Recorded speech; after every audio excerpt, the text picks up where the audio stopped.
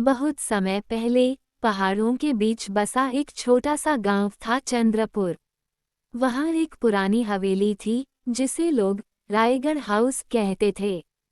कहते हैं उस हवेली में एक ऐसा आईना था जिसमें कोई भी ज्यादा देर तक देखे तो उसकी परछाई उसी में कैद हो जाती थी। गांव वाले उस हवेली के पास जाने से भी डरते थे।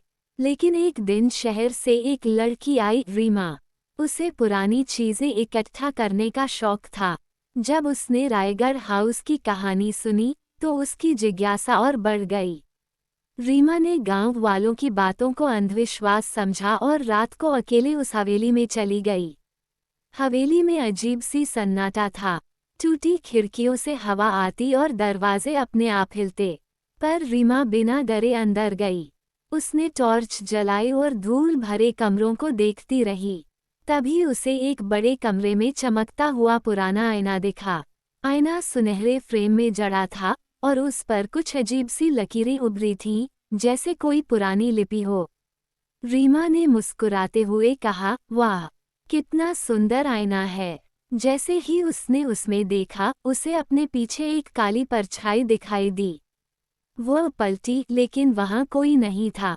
उसने फिर आईने में देखा और इस बार उस परछाई की आंखें लाल चमक रही थीं। रीमा डर गई, पर खुद को समझाया कि यह भ्रम है। उसने आईने को छूने के लिए हाथ बढ़ाया और तभी उसका हाथ कांच के अंदर चला गया।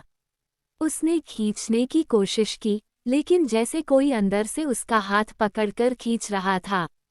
वह चीखी, बचाओ, लेकिन पूरी हवेली में सिर्फ उसकी आवाज गूंज रही थी। अगले ही पल वह आईने के अंदर खींच गई और वहां गायब हो गई। सुबह गांव वाले जब हवेली के पास पहुंचे तो दरवाजा खुला था। अंदर सिर्फ वह आईना था जिसमें अब रीमा की परछाई मुस्कुरा रही थी। उसके हाथ में टॉर्च थी और आंखें वैसे ही लाल चमक रही थीं। गांव वालों ने उस आईने को कपड़े से ढक दिया और हवेली को फिर से बंद कर दिया। पर रात को जब कोई वहां से गुजरता तो हवेली की खिड़की से रीमा की हंसी सुनाई देती। अब तुम्हारी बारी है।